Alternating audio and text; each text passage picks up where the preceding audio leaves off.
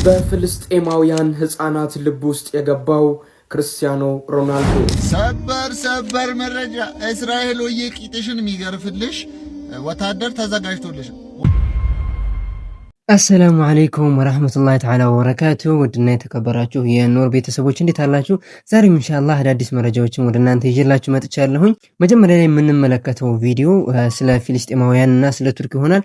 ቱርክ እንግዲህ በጋዛ ሰላም ለማስከበር የሚሰማራ ሰራዊት ካለ ቅድሚያ እኔ ያለሁኝ እያለች ወታደሮቿ እንዳዘጋጀች እየተነገረ ነው የሚገኘው። በጣም ደስ የሚል መረጃ ነው ኢንሻአላህ። ከሁሉም በፊት ግን እስቲ የጋዛ ወንድሞቻችን ወደ ጋዛ ሲመለሱ የሚያሳይ አንድ ምስል አለ። እሱን ጋብዛችሁ ሙሉ መረጃውን ኢንሻአላህ የምንመለከት ይሆናል።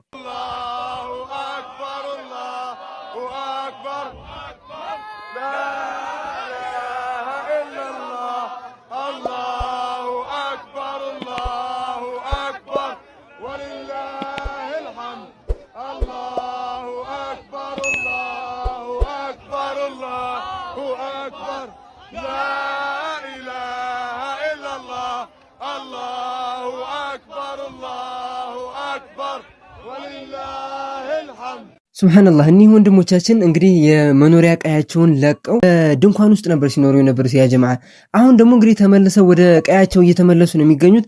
ግን ደግሞ በጣም የሚያሳዝነው ያ ጀማዓ ወደ ቀያቸው ሲመለሱ ቤታቸው ፈራርሶ ነው የሚያገኙት፣ መስጊዶቻቸው ፈራርሶ ነው የሚያገኙት። ነገር ግን ያላቸው ጽናት ወላሂ ዓለምን የሚያስገርም ነው። መጀመሪያ ላይ ወደ ጋዛም እንደገቡ መስጊዶቻቸውን አጽድተው ለኢባዳ ነው የተዘጋጁት ያ ጀማዓ።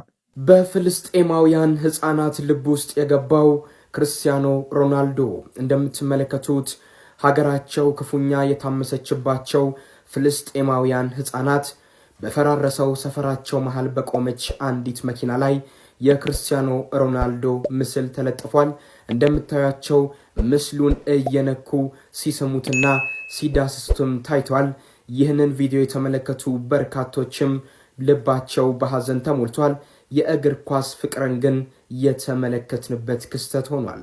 ፍልስጤማውያን ክርስቲያኖ ሮናልዶን የሚወዱት ያለ ምክንያት አይደለም ያ ጀማዓ። በጣም ለፍልስጤማውያን ድምጽ በመሆን ነው የሚታወቀው። ለፍልስጤማውያን እርዳታም ጭምር በገንዘብ የረዳ የእግር ኳስ ተጫዋች ነው ያ ጀማዓ። ባይዞ የእግር ኳስ ተጫዋች ሆነ እንደዚህ አይነት እገዛዎችን ለፍልስጤማውያን ስታደርግ ከይሁዲ ካምፓኒዎች የሚደርስባቸው ጫና ሐቂቃ በጣም ከባድ ነው ያ ጀማዓ። ይሄን ተጋፍጠው ነው እንግዲህ ይሄን ነገር መስዋዕትነት አድርገው በቢሊየን የሚቆጠር ስፖንሰራቸውን ሊያጡ እንደሚችሉ እያወቁት ነው ይሄን መስዋዕትነት የሚከፍሉና ክብር ለሚገባው ክብር እንሰጣለን ያ ጀማዓ። ሰበር መረጃ እስራኤል ወይ ቂጥሽን የሚገርፍልሽ ወታደር ተዘጋጅቶልሽ። ወንድሞች ይሄን ቪዲዮ ማለት ነው በደንብ ኮፒ ሊንክ አድርጉ፣ በደንብ እንደሰትበት። ቱርክ እንግዲህ እናውቃለን የጸጥታ ማስከበሩን ኃላፊነት እንደወሰደች አይደል? ከወሰዱት ሀገሮች ሶስቶቹ አንዷ ቱርክ ነው።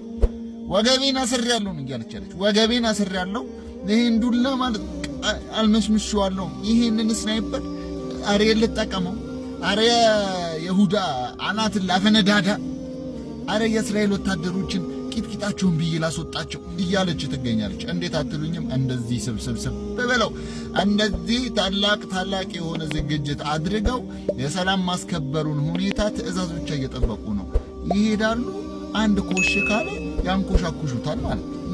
አናቱን ብለው ሊያስወጡ ተዘጋጅተዋል። የቱርክ ወታደሮች ቆፍጠን ብለው ጋዛ ተሰማርተው ሰላም ማስከበሩን ሁኔታ ተግባራዊ ሊያደርጉ አንድ ትዕዛዝ ብቻ ነው የቀራቸው ማለት ነው።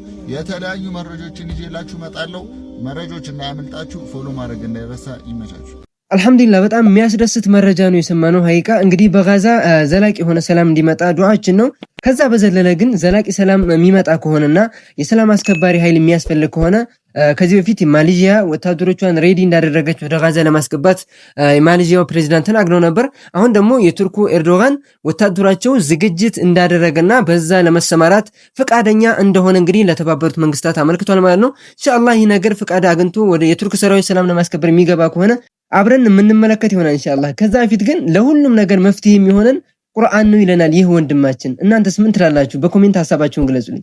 አሁን ላነንበት እጅግ በጣም ቁጥር 1 ላሉብን መሰረታዊያን የህይወት ችግሮች ቁጥር 1 መፍትሄው ምንድነው ካልከኝ ይሄ የመጨረሻው ኪዳን የሆነው ለታላቁ ነብይ ለነብዩ መሐመድ ሰለላሁ ዐለይሂ ወሰለምና ለኛ ለተከታዮቻቸው የተሰጠው ይህ ታላቁ ቁርአን ነው። የጸጋዎች ሁሉ አልፋና ኦሜጋ የጸጋዎች ሁሉ ምንጭ እሱ ስለሆነ አላህ Subhanahu Wa Ta'ala ራሱ ስለሆነ አርራህማን አለ አይደለም እሱማ የጸጋዎች ሁሉ ምንጭ ቀጥሎ ምንድነው ያለው አለመል ቁርአን ምን ፈለክ አለመል ቁርአን አየው አስቀመጠው መቼም እንደው ቀደም ተከተሉ አሽዋይ ነው ልንል አንችልም ሐሽ አላህ እያንዳንዷን ነገር በዲዛይን ነው አይደል ያስቀመጠው ስለዚህ አለመል ቁርአን አለ እኮ ዝንተ ዓለም እኮ ነው የሚቀረው እኮ ዝንተ ዓለም ህያው ነው እኮ በአኺራም ህያው ነው በዱንያም ህያው ነው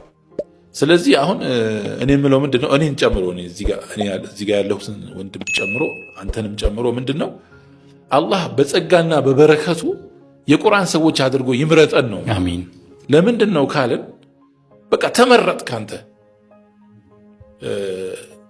ምርጥ ሰው ነህ በቃ አንተ ከቁርአን ጋር የቀረበ ልምምድ የቀረበ ህይወት ከጀመርክ ምን ፈለክ በዚህ ዓለም ላይ ገብቷል ከዛ ውጪ እኮ እስምሽ የባከነ ህይወት ነው የምንኖረው እኮ ብክን ያለ ህይወት ማለት ነው የፈለግነውን ነገር እናሟላ የፈለግነውን ያህል ካሽ ይኑረን የፈለግነውን ያህል ፕሮፐርቲዎች ይኑሩን ዓለም ላይ አሉ የተባሉ መዝናኛዎች ላይ ደን እንዝናና እዚህኛ ያሉ ብራንድ አልባሳቶች መዋቢያዎች ይኑሩን በፈለግነው አይነት አናኗር እንኑር ከዛ በኋላ እንግዲህ ለምን የደረሱበትን ሰዎች አንጠይቅ አሁን እኛ ምንለውን ነገር የደረሱበት ሰዎች አዘይንዶ ፍዘዴ እኮ የሆነ ፖይንት ላይ በቃ ምንድነው ይሄ ነው እንዴ ነው የሚሉት እኮ እንግዲህ የደረሱበት ሰዎች ማለት ነው ለምን አንጠይቃቸው እንደነ አሁን ዓለም ላይ ስማቸው የሚጠቀሰው እንደነ ሮናልዶ ወይም እንደነ ጄፍ ቤዞስ ምንላቸው ሰዎች ሰማይ ጠቀስ ደርሰዋል ብለን አንጋጠን የምናያቸው ሰዎች ምንድነው እያሉ ያሉት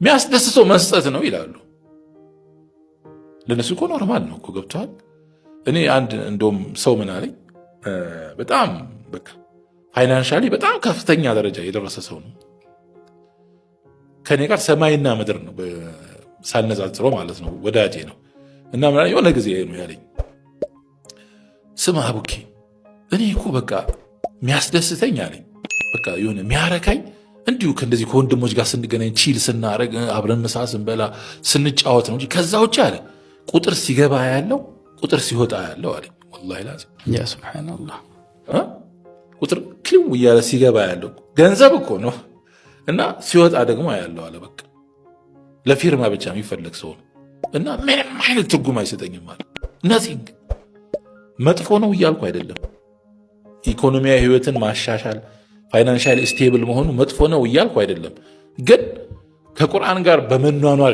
የሚገኘውን ጸጋ ቅንጣት ታህል የሚደርስበት ነገር አለ የሚወዳደርም ነገር አይደለም የምታገኘው ጸጋና በረከት የምታገኘው መንፈሳዊ እርካታ የምታገኘው እፎይታ ፈውስ መድህን ጸጥታ መረጋጋት ሰኪና ላይፍ የመሳሰሉት ነገሮች ማለት ነው ያስገኛል ይሄ ታላቅ መጽሐፍ ይሄንን ደግሞ ለማድረግ የሚቻለው ከዚህ መጽሐፍ ጋር በአዲስ መልክ እስከዛሬ ያለውን ምዕራፍ ዘግተ ነው በአዲስ መልክ በአዲስ መንፈስ አሁን በገለጽነው መልኩና ሌሎችም ወደፊት በምንነጋገራቸው መልኩ መኗኗር ስንጀምር እኛው ራሳችን ምስክር እየሆን እንመጣለን እኛው ራሳችን መስካሪ ወደ መሆን እንመጣለን አንችለውም በነገራችን ላይ ዝም ልንል አንችልም እንደዚህ አይነት ህይወት አግኝተን ከዛ በኋላ ዝም ራሱ ይፈነዳል ማለት ነው እንናገረዋለን አንደበት ይሆነናል እሱ ራሱ ማለት ነው ስለዚህ እኔ የምለው መጨረሻ ላይ ማጠቃለለው ምንድነው ዘ ቤስት ኦፍ ቤስት ሶሉሽን አሁን ላነንበት እጅግ በጣም ቁጥር አንድ ላሉብን መሰረታዊያን የህይወት ችግሮች ቁጥር አንድ መፍትሄው ምንድነው ካልከኝ ይሄ የመጨረሻው ኪዳን የሆነው ለታላቁ ነብይ ለነብዩ መሐመድ ሰለላሁ ዐለይሂ ወሰለምና ለኛ ለተከታዮቻቸው የተሰጠው ይሄ ታላቁ ቁርአን ነው በሚል ነው እንግዲህ ንግግሬን እንኳቸው ሱብሃንአላህ ጀዛከላህ ኸይር በዚህ ሐሳብ የሚስማማ ሰው ካለ ኮሜንት ላይ ሐሳቡን ይግለጽልኝ እንግዲህ የሁሉም ነገር መፍትሄ የሁሉም ችግሮቻችን ቁልፍ መፍቻው ያለው ቁርአን ላይ ነው ይለና ወንድማችን እኔ በዚህ ሐሳብ ሀይቃ በጣም እስማማለሁኝ ብዙ ችግሮቻችን የዱንያ የአኺራም ችግሮቻችን የሚፈቱት በቁርአን ነው ኢንሻአላህ ሁላችንም ከዚህ ከቁርአን ትላዋ ጋር መዘናጋት የለብንም ኢንሻአላህ እዚህ ቲክቶክ ላይ ቪዲዮ መስራት ከጀመርኩ ጀምሮ በጣም በተደጋጋሚ የሚጠየቀው አንድ ጥያቄ አለ እሱ ምንድነው አንተ ዘገባ የምታቀርብ ከሆነ ዜና የምታቀርብ ከሆነ ለምንድን ገለልተኛ አትሆንም የሚል ጥያቄ ነው ናው ዛሬ እሱን ጥያቄ መልሳለሁ ማለት ነው ሁለት መልስ አለው። ባይ ዘ ወይ ይህ ጥያቄ ሁለት አይነት መልስ ነው ያለው። አጭሩ መልስ አለ፣ ረጅሙ መልስ አለ። ናው አጭሩ መልስ ሾርት ቴምፐርድ ደውላችሁ ነው ነገር ሰምታችሁ ወደ ኮሜንት የምትሮጡ ጀለሶች ጊዜያችሁን ከምታጠፉ እሷን ልንገራችሁና አጭሯ መልስ ያው እንደለመዳችሁት ዳይቭ መግባት ትችላላችሁ ወደ ኮሜንት። አጭሩ መልስ ለምን ገለልተኛ አትሆንም ለሚለው አጭሩ መልስ አልሆንም ነው። ብሮ ዲል ዊዝ ኢት ኢዝ ዋት ኢት ኢዝ በቃ አልሆንም። ስለዚህ ይመችል አጥብላውን ወደ ኮሜንት መት ትችላለህ። ቁም ነገር የሚመቻችሁና ግን ረጅሙን ኤክስፕላኔሽን መስማት የምትፈልጉ ሰዎች this is my side of the story now እዚህ ቲክቶክ ላይ ቪዲዮዎች የምሰራው እኔ ሜቢ ከ3 ወር ከ4 አይነት እንትኖች ውጪ ሰርቻ ከጀመርኩ ጀምሮ ኦልሞስት ወደ 1 አመት እየሆነኝ ነው ኦር ሆነኛል ፕሮባብሊ አይ ሎስት ካውንት አላረግም ቀኑን ብቻ። ለማንኛውም ግን ኢደር በእስራኤልና በፍልስጤም ጉዳይ አንድ፣ ሁለተኛ በእስራኤልና በኢራን ጉዳይ ሁለት፣ ሶስተኛ በኢትዮጵያና በግብጽ ጉዳይ ሶስት፣ ከዛ በኋላ ሜቢ አገር ውስጥ አንዳንድ ጊዜ ሀፕን የሚያደርጉ ነገሮች ሊሆኑ ይችላሉ እንጂ ከዛ ውጪ በአብዛኛው የምሰራው እንደ ቪዲዮዎች ናቸው። ናው on which one do you expect me to be ሳይድ ያልያዘ ገለልተኛ on which one? በእስራኤልና በፍልስጤም መካከል ያለው ላይ ነው። እስራኤል ፍልስጤም ውስጥ ጋዛ ላይ የምትፈጽመውን ጭፍጨፋ የምትፈጽመውን ወንጀል የምትፈጽመውን ጄኖሳይድ ገለልተኛ እንደሆነላችሁ ከሆነ ኤክስፔክት የምታደርጉት አልሆንም። ቢኮዝ ቢንግ ገለልተኛ in the face of this kind of crime እንደዚህ አይነት ክራይም እንደዚህ አይነት ወንጀል እንደዚህ አይነት ጄኖሳይድ ሲፈጸም ገለልተኛ አይ እኔ ሁለቱንም ምናን የለውበትም ማለት ከወንጀለኛው የማይሻል አቋም ነው፣ ከጨፍጫፊው የማይሻል አቋም ነው። ሶ ክሊር የሆነ ጄኖሳይድ እየተፈጸመ ክሊር የሆነ ሲቪሊያኖች ኢንዲስክሪሚኔትሊ እየተገደሉ ያለ ባለበት ሰዓት ገለልተኛው እስራኤልም እንደዚህ እስራኤልም ምናምን እንድላችሁ የምትጠብቁ ከሆነ it is what it is, it will never happen. ሶ ይሄ ነው የመጀመሪያ ኤክስፕላኔሽን። ሁለተኛ which one ኢራንና እስራኤል መካከልም ያው የኤክስቴንሽን ኦፍ የጋዛና የእስራኤልና የፍልስጤም መካከል ያለው ነው ኤክስቴንሽን ሆኖ ኢራንንም ኢንቮልቭ ያደርገው ሰው ነው ወይስ በኢትዮጵያና በግብጽ መካከል በአባይ ጉዳይ ምናምን በሚነሱ ጉዳዮች ላይ ስቲል ገለልተኛ እንድንሆንላችሁ? Bro, I'm siding with my country. It is what it is. በዚህም ላይ ገለልተኛ ልሆን አልችልም። ሶ እኔ ቲክቶክ ቪዲዮ መስራት የጀመርኩት ባይ ዘ ወይ ኦር በስነ ስርዓት በቃ መታየት ኦር መስራት የጀመርኩት ያህያ ሲንዋር የሞተ ጊዜ ነው። ሶ ያህያ ሲንዋር ሞተ ብዬ ነው የመጀመሪያውን ቪዲዮ የሰራሁት። ከዛ ያው ታቋቸዋላችሁ ገብቶ ምናምን ፒሪሪም ፓራራ ምናምን ያሉ ሰዎች አሉ ኮሜንት ላይ ደን ኦን the second day ይሄን ኤክስፕላኔሽን ሰጥቻለሁ። I will not be ገለልተኛ I'm on the side of the truth. I'm on the side of የተበደሉ ሰዎች. I'm on the side of የሚጨፈጨፉ የሚበደሉ ሰዎች. So it is not only me. There are millions or thousands of people in TikTok ራሱ እንደዚህ አይነት ይሄንን ኮንተንት እየሰሩ በስነ ስርዓት ከሐቅ ጎን ይቆሙ ከተበዳዮች ጎን ይቆሙ. So if you expect me to be ገለልተኛ ምናምን it will never happen. So deal with it. ለጋዛ ወንድሞቻችን ድምጽ የሚሆኑ ወገኖች በቲክቶክ የሚሆን በተለያየ ፕላትፎርም ላይ ድምጻችሁን እያሰማችሁ ያላችሁ ወንድሞች በጣም ሀይቃ ትልቅ ክብር አለኝ። አላህ ያግዛችሁ ማለት ነው የምፈልገው ያ ጀማ። እናንተም በተቻላችሁ አቅም እንደዚህ ኢስላሚክ እንደዚሁም ደግሞ የጋዛ ወንድሞቻችንን የሚደግፍ ኮንቴንት የሚሰሩ ወንድሞች ስታገኙ ማበረታታት እንዳይረሳ ኢንሻአላህ። ለዛሬ የተዘጋጁት ቪዲዮዎች እነዚህን ይመስሉ ነበር። ኔክስት ኢንሻአላህ በአላህ ፍቃድ በሌላ ሐላል በሆኑ እንደዚሁም ኢስላሚክ በሆኑ አሪፍ መረጃዎች ተመልሰን የምንገናኝ ይሆናል ኢንሻአላህ። እስከዛው ግን በያላችሁበት ዳር ድንበር ሁሉ ሰላማችሁ በዘት ይበልልኝ እላለሁኝ። ሰላም ሁኑልኝ። ወሰላሙ አለይኩም ወራህመቱላሂ ተዓላ ወበረካቱ።